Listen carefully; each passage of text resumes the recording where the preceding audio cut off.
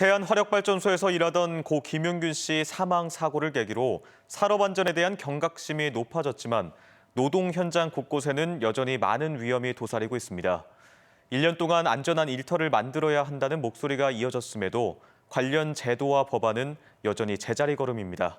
계속해서 김광현 기자가 취재했습니다. 1년 전 고 김용균 씨가 칠흑 같은 어둠 속에서 손전등 하나에 의지하며 일했던 발전소 내부. 그의 죽음 이후 조명과 안전 펜스를 설치하며 시설을 보강했다고 하지만 작업 환경은 여전히 열악하다고 발전소 노동자들은 주장합니다. 지금 석탄 하역 설비에 엄연히 작업을 하기 전에 작업 절차서라는 게 있습니다. 작업 절차에서 보면 분명히 감독이 입회를 해야 됩니다. 감독이 입회 안 하는 경우가 대다수입니다. 고 김용균 씨 사망 사고 이후 터져나온 일하다 죽지 않게 해달라는 울림이 무색하게 아직도 많은 노동자들이 일터에서 목숨을 잃거나 다치고 있습니다. 올해 1월부터 9월까지 집계된 산업재해 통계만 보더라도 사고 재해자 수는 6만 9천여 명, 사망자 수만 600명이 넘었습니다. 질병 발생까지 더하면 전체 산재 사망자 수는 1,500명, 재해자 수는 8만 명을 웃돕니다.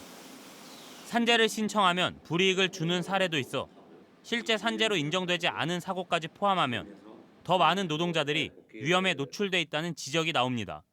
산재를 신청을 하게 되면 이제 휴직계를 쓰고 이제 강제적으로 이제 휴직을 해라 이런 상황을 만들어요. 생활하는데 많은 금전적으로 좀 어려움을 겪고 있고요.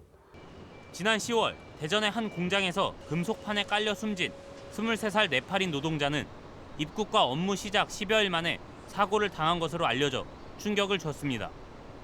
고 김용균 씨 사망이 우리 사회에 던진 이른바 위험의 외주화 문제가 청년과 비정규직은 물론 외국인 노동자도 예외가 아니라는 걸 단적으로 보여준 사례입니다.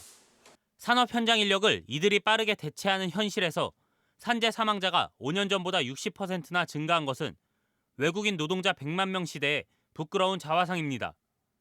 지난 2017년 문재인 대통령은 사망사고 발생 사업장에 전면 작업 중지를 하겠다는 원칙을 천명했지만 산업안전보건법 개정과 노동부의 운영기준 변경으로 이 원칙은 무력화됐습니다. 지난 10월 네팔인 노동자 사망사고, 지난달 국방과학연구소 폭발사고 때도 부분 작업 중지 명령이 내려졌습니다. 노동자들이 위험한 곳에서 일하지 않도록 하기 위한 거였는데 그런 것이 없이 그 노동자의 죽음을 본 동료들이 그 자리에서 그 현장에서 근본적인 안전의 위험 요인을 찾지 못한 상태에서 일을 해야 되는. 노동계는 산업안전보건법 하위 법령이 경영계의 압박으로 대거 후퇴했고 김용균 특조위의 22개 권고안에 대해서도 정부는 묵묵부답이라며 생명안전제도의 시급한 개선을 촉구하고 있습니다. MBC 뉴스 김광현입니다.